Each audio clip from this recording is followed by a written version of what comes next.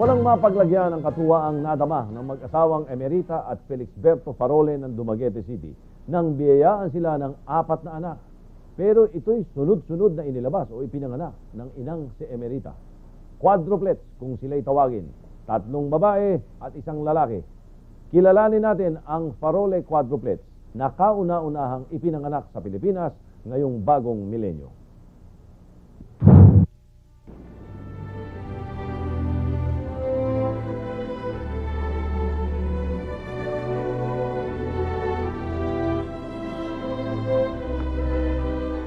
Sa tuktok ng bulubunduki ng Sitio Lunas, Dumaguete, Negros Oriental, naninirahan sina Mang Felixberto at Aling Emerita Farole.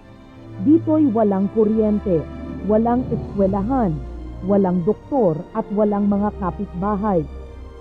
Sa layo nila sa sibilisasyon, tanging kaluskos lang ng mga dahon sa kagubatan o di kaya lagaslas lamang ng nalalapit na ilog ang kanilang narinig noong bagong milenyo.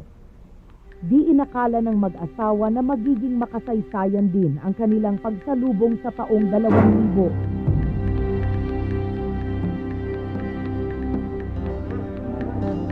Bumiyahe ako para makita ang pinag-uusapang mag-asawang Farole. Mula sa Cebu, kinailangan pa naming sumakay ng ferry patungong Dumaguete para salubungin ang kauna-unahang quadruplet ng bagong milenyo.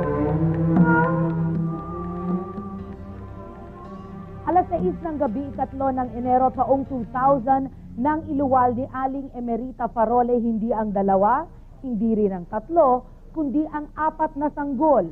Isang bagay na kanyang ikinatuwa ngunit ikinagulat talaga. Dito sa Negros Oriental Hospital, ipinanganak ni Aling Emerita ang mga quadruplets, 3 babae at 1 lalaki. Sa kanyang 8 buwan na pagdadalang tao, ni minsan ay hindi siya nagpa-check up sa doktor. So, first we're thinking, is this possible multiple pregnancies? Or there is a big baby? Or there could probably be a tumor in top of the pregnancy? So we decided that to do cesarean section. But checking is 8 to 10 labor. So in the process of preparation, she delivered. She delivered all the babies within 15 minutes. Hanggang ngayon ay hindi pa rin maipaliwanag ni Aling Emerita ang pangyayari. Wala raw siyang naramdamang kakaiba, ni hindi nga siya naglihi nung siya'y nagbubuntis. Kala ko naman sa amin yung pagbubuntis ko pa 2 lang. Hindi ko alam kung 4. Sa 4 na sanggol, ang lalaki si Felixberto Jr. ang pinakamahina. Siya'y may bigat na 2 pounds. O kasing bigat lamang ng 1 kilo ng bigas. Malaki pa yung daliri sa paa niya. Sa ngayon, bagamat wala namang komplikasyon ang bata, hirap siya sa paghinga. Naawa-awa kami sa kanya. Ay paano naipit siya sa 3 ng kapatid na babae. Natatakot ba kayo na baka may mangyari sa kanya? Natatakot. Ano yung inaalala po ninyo? Lagi lang nga ako nagdadasal kung binigay man siya sa amin ng Panginoon, ay sana sila, bigyan din sila ng habang mabubuhay sila. Dahil sa kakulangan sa incubator, ang 3 kapatid na babae ay inilipat sa Silliman University Medical Center, isang private hospital sa Dumaguete. Malungkot para kay Aling Emerita na ganitong magkahiwalay silang mag-asawa na binabantayan ang mga bata.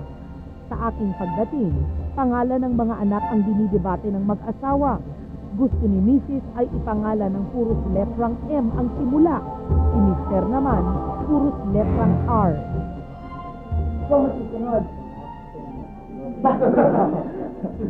Ang hirap mo naman bata. Bakit ikaw masusunod sa mga pangalan? Siya yung nanganak. Ka ba yan?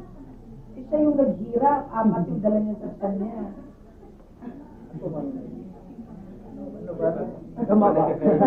Ikaw masusunod. Siya taga nagagawa. Pero nung huli, ang gusto rin ni Mrs. ang namayani. Ang una sa mga quadruplets ay si Mary Faye. Ngayon ay may bigat na 2.8 kilos. Pangalawa si Mary Lick. At ang pangatlong babae, si Mary B. Bunso ang lalaking si Felixberto Jr. na ipinangalan sa kanyang ama. Gaano ka-unique ang quadruplet? It's really rare. Rare, okay. And it's the first time here in Dumaguete. Yeah. Okay. Why are quadruplets rare? Because mostly, it depends on the fertilization of the mother's womb, which usually, most commonly, it's twins. But when it comes to quadruplets, well, it's probably, we call it super fertility. Ayon sa mga pag-aaral sa Amerika, sa multiple births tulad ng kambal, triplets o quadruplets, mas mataas ang porsyento na magkaroon ng mga depekto o kapansanan ang mga sanggol. Ano yung kulang sa nanay nung siya nagbubuntis? Nagbubuntis, siguro yung proper nutrition. Pero, yeah, that will affect the baby, nutrition niya. And dapat nag-prenatal check-up siya. Sana kasi para na-supervise yung growth ng baby. Ngunit kay Mang Felixberto, ano pa man ang kalabasan ng mga bata, biyaya pa rin sila mula sa may kapal. Abutan o pagkaugma, murag na kuan ko sa Panginoon na baka na kuan ko ang mga bata na may pagbati na ko sa mga bata nga hinatag diay sa Dios para sa amo. Hinanglan yung amo yung matutuon ng mga bata.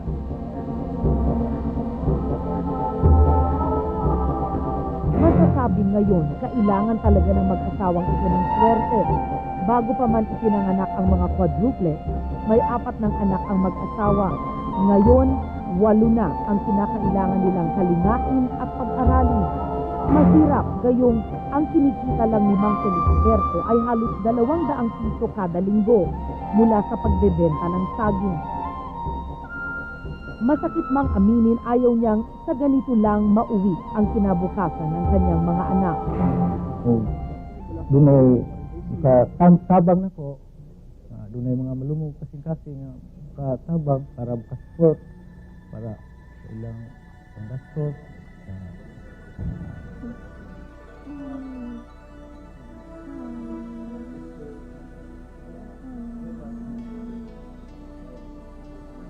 Ngunit anong kinabukasan ang naghihintay para sa mga Farole? Sila ba'y lalaki ng normal, tulad ng isang ordinaryong tao?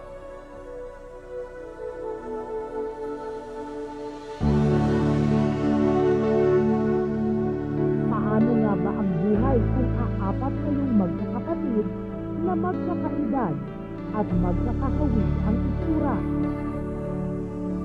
Biyaya silang ibinigay ng Diyos, kaya't kahit anong hirap ng pagpapalaki, karapatan nilang mabuhay. Ano kaya ang pagkakaiba at pagkakapareho ng mga quadruplets sa atin? Sasagutin yan sa pagbabalik ng Brigada 7.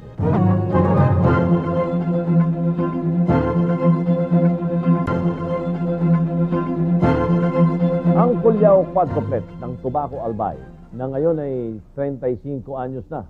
Bagamat hindi lumaki sa sariling magulang ay naging malalapit sa isa't isa at nabuhay ng normal sa isang ospital sa Quezon City.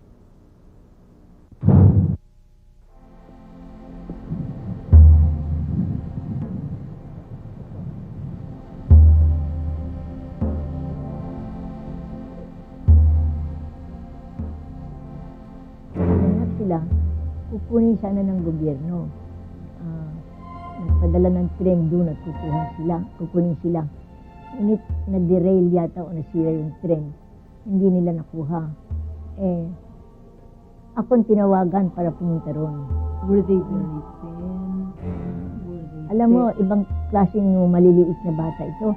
Nakaka-dede sa bote. Hindi na kailangan yung gavage. Wala silang incubator. Wala silang oxygen. Wala silang anong gamit. Yun lang nasa ospital. Tandang-tanda pa ni Doktora Fe Del Mundo nang una niyang sunduin ang mga sanggol na quadruplets sa Cope General Hospital sa Tabaco, Albay taong 1964. Magmula na ilinipad sila dito, na age 2 weeks sila, hindi na umuwi. Bakit po yun, Doktora? Paano? Natatakot ang mga magulang, natatakot din yung mga doktor doon. Wag na lang, iyon na lang diyan, baka mamatay dito. Sabi nila, sa kaliitan nila. Ito ang mga Kalyaw quadruplets noon. Matapos ng 35 taon, eto na sila ngayon. Ang pangalan ninyo, nung ipinadala kayo sa ospital, de letra. A, B, C, D. Straight from the alphabet. O ano yung mga pangalan ninyo? Sino si A? I'm Amanda. Amanda. A? Belina. Belina. C? Connie. Connie. Ako po. Divina. D ang Divina. Hindi, sama-sama sila pirmi sa isang kama, lahat, 4. Ewan ko kung nagkakakilala sila, hindi siguro. Basta, wala silang hirap hanggang lumaki sila. Ngayon na lang sila nag-aaway na malalaki na sila. Sino yung pinakamatapang? Ako. Ito, matawag. Sino yung pinakamasungit? Yan, Ito. ako. Sino Ako po. yung mahiyain? Oh. Ikaw. Sino yung, kumbaga, pinakamatalino? Ako. Dalawa. Pinakamatalino. Magmula nang sila'y magkaroon ng malay, ang Children's Medical Center ang kinilala nilang tahanan at si Doktora Del Mundo ang itinuring nilang parang isang ina. Patay na ang tunay nilang mga magulang. Bukod sa kanila, 11 pa ang kanilang mga kapatid sa probinsya. Halos hindi na nila nakikita ang mga ito. Ano yung kumbaga kinainggitan mo nung maliit ka na wala sa'yo na nasa ibang mga bata? Siyempre, gusto ko kasi piling ko nanay ko, kaso hindi naman Tulad ng ordinaryong magkakapatid, lumaki silang malapit sa isa't isa at pare-pareho ang kulay ng mga damit. Pag isa, halimbawa shoes, lahat po kami meron. Hindi pwedeng wala yun sa amin. Yung kasi maliit minsan po kami, nagtatampo ganun kami. yun. Bagamat lumaki sila tulad ng isang ordinaryong bata, hirap silang humabol sa klase. Paano? Hindi naman sila nagkaroon ng prenatal care, hindi naman tama yung pag-alaga sa kanila yung nagdadalang tao yung kanilang nanay. Walang mga vitamins, walang mga pagkain na dapat. Kaya, the brain suffers much. Ngayon, parang silang all right, mahina sa school, pinag-aral namin sila magmula ng kinder sa mga madre. Pasa naman yung madre. Sabi nila, hindi naman ito mag-professional Kaya, hindi nahuhulog from grade 1 hanggang high school. Ayon kay Doktora Fe Del Mundo, ito ang delikado sa multiple birth. Ang pangambang baka magkaroon ng kapansanan o di kaya kakulangan ang mga sanggol. Magkakahawig ang kaso ng magkakapatid na Kalyaw at sa Farole quadruplet sa Dumaguete na ipinanganak nitong ika-3 ng Enero taong 2000. Hindi nakapag-prenatal check-up ang ina. Hindi sapat ang nutrisyon ng mga bata. Nangangambang maaring hindi rin fully developed ang mga utak nila. Hanggang ngayon, dito pa rin sa Children's Medical Center sa Banawe, Quezon City, nagtatrabaho ang mga quadruplets. Kilalang-kilala na sila sa ospital. Nakasanayan na sila ng mga doktor at pasyente rito. Masasabing kaakibat na ng Children's Medical Center ang mga quadruplets. Katunayan, nang ipatayo ang ospital na ito, ipininta pa ang larawan ng mga quadruplets. Eto, sina Amanda, Belina, Connie at ni Divine dito sa ikatlong palapag ng ospital. Ayon sa mga doktor dito, sila'y may dalang swerte sa ospital. Si Amanda ang itinuturing na panganay ng grupo. Bagamat meron siyang mild schizophrenia o sakit sa pag-iisip, tumutulong pa rin siya sa kanyang mga kapatid kahit papaano. Ngunit anumang kahinaan niya sa pag-iisip ay nahihigitan naman ng kanyang kabutihan. Si Amanda, thoughtful yan. Pag wala akong pera, agad-agad nagbibigay yan sa akin. Pinapakinggan mo sa radyo, Amanda? Si Amanda ay laging kadikit ng kapatid niyang si Divine na naka-assign sa linens department ng ospital. Si Divine ay tumutulong sa paglalaba, pagsasampay at pagtitiklop ng mga kumot at punda ng una ng ospital. Medyo mahina. Hindi naman exactly mahina because I also understand, pero different ang kanilang kwan. Minsan medyo mabilis. Ito matalino ito si Amanda. She gets it immediately. And she's silent pero alam niya kaagad. Si Connie naman ay kilalang kilala sa service ward ng ospital. Siya ang nagpupunas at nagwawali sa mga kwarto ng mga pasyente. Nakasanayan na ng mga nurse at kahit ng mga anak ng mga pasyente si Connie. Maaring nagkaiba-iba ang kanilang, alam mo na yung brain ng apat, siyempre. Nagkaiba, maaring iba mas malaki ang share ng mentality niya, yung isa naman medyo maliit. So, medyo hindi pareho hindi pareho ang kanilang Pero they are childish. That is their medyo parang hindi tumatanda. Ang pinakamature sa apat ay si Belina. May asawa at isang anak. Nagtatrabaho naman siya sa isang karinderya malapit sa ospital. Umuuwi lang siya sa kanyang pamilya tuwing linggo. Kung baga, mas nakikita pa niya ang kanyang mga kapatid kesa sa kanyang asawa. Kahit siguro once a week, pupuntahan ko pa rin sila dito kahit may pamilya ako. Simple man lang ang buhay na naghihintay para sa kanila, sagana naman sa pagmamahalan ang magkakapatid para sa isa't isa. Pagmamahalang itinakda na marahil noong sila'y nasa sinapupunan pa lamang. Mahirap pag naghihiwalay kami, sa kapagtulog namin, gusto namin sama-sama kami. So ikaw hanggang kamatayan gusto mo kasama mo mga kapatid mo? Opo, ma'am. Gustong gusto, no?